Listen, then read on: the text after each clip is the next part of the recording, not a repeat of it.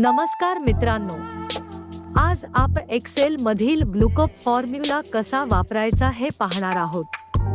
उदाहरण, आपण पिनकोड टाकल्यानंतर त्यावरून डिस्ट्रिक्ट आणि स्टेट कसे शोधायचे हे शिकणार आहोत।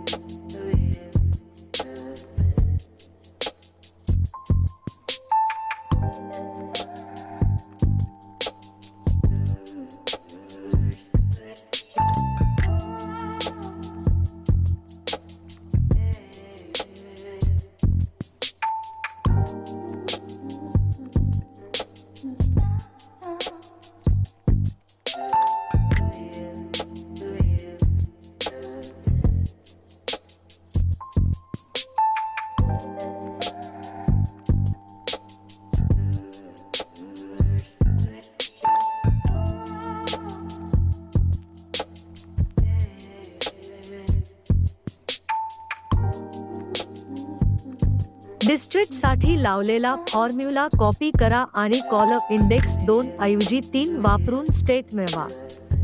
अधिक सोप्या पद्धतीने शिकण्यासाठी एक्सेल सिम्प्लिफाईड पाहत रहा।